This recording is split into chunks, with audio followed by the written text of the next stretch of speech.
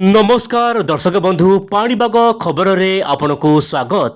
दर्शक बंधु राज्यर विभिन्न अंचल में प्रबल मात्रा रे गरम गुळुगुळी जनजीवन को संपूर्ण अस्तव्यस्त कर देइछि। किंतु राज्य में आसुछि बड़ वर्षा। राज्यर विभिन्न अंचल में प्रबल बिजुली प्रबल घड़घड़ सहित छिनछत्र वर्षा हेबो बोली किछि मॉडल रो आकलन करबा परे एबे गरम रे मिलिबो आश्वस्ति। तेबे दर्शक बंधु सैटरडे इमेज ଆପଣ ଦେଖିପାରୁଥିବେ ବର୍ତ୍ତମାନ ଦେଶର ବିଭିନ୍ନ ଭାଗରେ ଗରମର ମାତ୍ରା ବଢ଼ି ଯାଇଛି। କିନ୍ତୁ ବର୍ଷା କ'ଣ ପାଇଁ ହେବ ଏବଂ ବାତ୍ୟାକୁ ନେଇକି ମଧ୍ୟ ଆସିଲା ବଡ଼ ଖବର, ମେ ମାସରେ ହେବ ବାତ୍ୟା। ତେବେ ଦର୍ଶକ ବନ୍ଧୁ ସତରେ କ'ଣ ବାତ୍ୟା ହେବ? ଆସନ୍ତୁ ଏହି ସମସ୍ତ ପ୍ରଶ୍ନର ଗୋଟିଏ ଉତ୍ତର ଆଜିର ଭିଡ଼ିଓରେ ଦର୍ଶକ ବନ୍ଧୁ। ବର୍ତ୍ତମାନ ପାଣିପାଗର ଗୋଟିଏ ଆର୍ଟିକଲ ଆସିଛି, ଆପଣ ଦେଖନ୍ତୁ। ଦର୍ଶକ ବନ୍ଧୁ ପ୍ରାୟ 2ରୁ 4 ଡିଗ୍ରୀ तापमात्रा कमिब कहीं दर्शक बंधु, कारण आगामी दिन में प्रबल वर्षा होबार आशंका रही। शक्तिशाली पश्चिम आसब जहाँपाई कि तापमात्रा कमिब।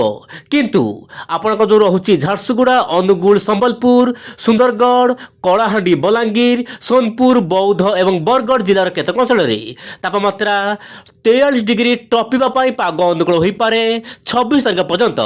किंतु दर्शक बंधु आप मोबाइल स्क्रीन देखु मुझे यही सूचना दौर आगुआ आप जानीपारे पाणीपागर असल प्रणाली। आप देखु दर्शक बंधु पाणीपागर बड़ प्रणाली कि बंगोपसागर में सृष्टि होगा जाऊँगी लघुचाप एपटे पश्चिम झड़ आसो। आप देखु पश्चिम झड़ आसब जहाँपाई कि उत्तर पूर्व दिगरू गोटे रिच पैटर्न सृष्टि हो माने ट्राप लाइन। जमी आप देखिले एप्रिल 19 ରୁ 22 तारीख मध्य राज्य विभिन्न अंचल जो प्रबल वर्षा है गत 10 दिन है पश्चिम झड़ एवं ट्राप लाइन प्रभाव है। किंतु वर्तमान गोटे ट्राप लाइन आसब ता सहित पश्चिम झड़ यही दुई प्रणाली मिसिले राज्यर विभिन्न अंचल देशर विभिन्न भाग में वर्षा पवन जनजीवन को अस्तव्यस्त करे। दर्शक बंधु आप मोबाइल स्क्रीन देखु एप्रिल 26 किंबा 26 तारीख में दर्शक बंधु एप्रिल 26 27 तारीख में मालकानगिरी कोरापुट रायगड़ा गंजाम गजपति नवरंगपुर नुआपड़ा कलाहांडी सोनपुर बौद्ध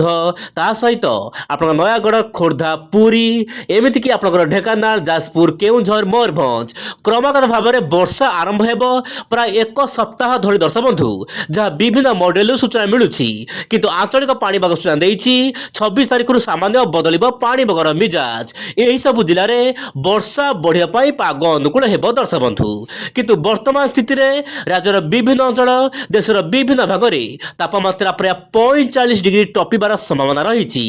आप जानिथिबे गत 24 घंटा मध्य झारसुगुड़ा सर्वाधिक तापमात्रा रेकर्ड कर पश्चिम आभ्यंतर जिला सहित उत्तर आभ्यंतर जिला गुड़िक तापमात्रा क्रमागत भाव में बढ़िबार लगी। यार मुख्य कारण दर्शक बंधु आप देखु उत्तर पश्चिम दिगरू शुष्क वायु आसुची जो दर्शक बंधु गुजरात रही मध्यप्रदेश रही महाराष्ट्र रही यही सब राज्य शुष्क वायु आसुची समुद्र जल बाष्पीभूत वायु जाऊँगी जहाँपाई कि आप भद्रक बालेश्वर पारादीप आखपाख अंचल सकाल समय दर्शक बंधु रोचे प्रबल मात्रा में मेघुआ पाग जहाँपाई कि गुळुगुळी जनजीवन को अस्तव्यस्त कर दौची।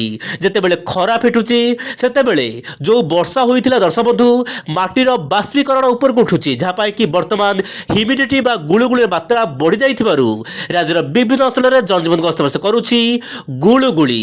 तेबे यही गुळुगुळी आउ 2-3 दिन तापर राज्यर विभिन्न अंचल में क्रमागत भाव में बढ़िबो वर्षा। तेबे दर्शक बंधु ओइन ओडिया सब बेले आपको आगुआ सूचना दे थाए सही बड़ी बात्या को लेकिन आसूची एक बड़ खबर मे मास 10 ରୁ 20 मे। दर्शक बंधु मे 10 ରୁ 20 मे मध्य बंगोपसागर में साइक्लोन जेनेसिस सृष्टि होवार संभावना रही। मे भी यह बात्या रूप दे पारे एवं पूर्व आकलन अनुसार दर्शक बंधु यह आपणकर म्यांमार किंबा बांग्लादेश आड़ को जाइपारे जहाँ वर्तमान अपडेट रही।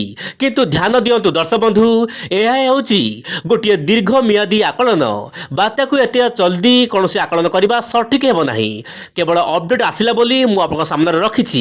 किंतु वर्तमान जदि आम देखा बंगोपसागर परिस्थिति समुद्र परिस्थिति वायुर पैटर्न बंगोपसागर में चलित वर्ष बात्या तो सृष्टि हो किंतु छोट बात्या हो बोली सूचना मिलूँ। देखिबार कथा आगामी दिन में बात्या को लेकिन आउ सब कौन बड़ अपडेट आसूची खाली बंगोपसागर नुहे आरब सागर में बात्या सृष्टि हो ହେଇପାରେ ବୋଲି କିଛି ମଡେଲ ଆକଳନ କରୁଛନ୍ତି। କିନ୍ତୁ ବାତ୍ୟାର ସମସ୍ତ ଖବର ମୁଁ ଆସନ୍ତାକାଲି ଭିଡ଼ିଓରେ ଦେବାକୁ ଚେଷ୍ଟା କରିବି। ଏବେ ଦେଖିବା ଆଗାମୀ 15 ଦିନ ମଧ୍ୟରେ କେମିତି ରହିବ ଦେଶର ପାଣିପାଗ, ଆମ ରାଜ୍ୟ ଓଡ଼ିଶାର ପାଣିପାଗ। ଦର୍ଶକ ବନ୍ଧୁ, ରାଜ୍ୟରେ ବଢ଼ିବ ବର୍ଷା। ଏପ୍ରିଲ 26ରୁ 27 ତାରିଖ ମଧ୍ୟରେ ବର୍ଷା ବଢ଼ିବ, କମିବ ତାପମାତ୍ରା। ଓଡ଼ିଶା, ପଶ୍ଚିମବଙ୍ଗ, ବିହାର, ଛତିଶଗଡ଼, ଝାଡ଼ଖଣ୍ଡ, ମଧ୍ୟପ୍ରଦେଶ, ଉତ୍ତରପ୍ରଦେଶ, ଉତ୍ତର ପୂର୍ବ ରାଜ୍ୟ, ତାହା ସହିତ ଦର୍ଶକ ବନ୍ଧୁ ଦକ୍ଷିଣ ରାଜ୍ୟଗୁଡ଼ିକରେ ବର୍ଷା ବଢ଼ିବ। ପ୍ରାୟ ଏକ ସପ୍ତାହ ଧରି ଲଗାଣ ବର୍ଷା ଦେଖିବାକୁ ମିଳିପାରେ। କାଳବୈଶାଖୀ ବର୍ଷା ହେବ। ପ୍ରାୟ ଦର୍ଶକ ବନ୍ଧୁ କାଳବୈଶାଖୀ ବର୍ଷା ଆପଣଙ୍କର ଅପରାହ୍ନ ସମୟରେ ଦେଖିବାକୁ ମିଳିପାରେ, ମାନେ ଦିନ 2ଟାରୁ ରାତି 10ଟା ମଧ୍ୟ ଦେଖିବାକୁ ମିଳିପାରେ। କିନ୍ତୁ ମଡେଲ ଆକଳନ କରୁଛି, ମାନେ ଜିଏଫଏସ୍ ମଡେଲ ଆକଳନ କରୁଛି କ୍ରମାଗତ ଭାବରେ ମାନେ ଏପ୍ରିଲ 26ରୁ ପ୍ରାୟ ମେ 8 ତାରିଖ ପର୍ଯ୍ୟନ୍ତ ଲଗାତାର ଭାବରେ କାଳବୈଶାଖୀ ଓଡ଼ିଶାରେ ଦେଖିବାକୁ ମିଳିପାରେ। ଦେଖିବାର କଥା ଆଗାମୀ ଦିନରେ ପାଣିପାଗକୁ ନେଇକି କେତେ ବଡ଼ ଅପଡେଟ୍ ଆସୁଛି। ଆପଣ ଉଇଣ୍ଡ ଓଡ଼ିଆ ଚ୍ୟାନେଲ ସହିତ ଜଡ଼ିତ ହୋଇ ରୁହନ୍ତୁ ଏବଂ ପ୍ରତିଦିନ ସନ୍ଧ୍ୟା 7ଟାରେ ସମସ୍ତ ପାଣିପାଗର ଖବର ଦେଖନ୍ତୁ କେବଳ ଉଇଣ୍ଡ ଓଡ଼ିଆ ଚ୍ୟାନେଲରେ। ଆଜି ପାଇଁ ଏତିକି, ପୁଣି ଦେଖବା ଆସନ୍ତାକାଲି ଆଉ ଏକ ନୂଆ ଖବରରେ। ନମସ୍କାର, ଜୟ ଜଗନ୍ନାଥ ଦର୍ଶକ ବନ୍ଧୁ।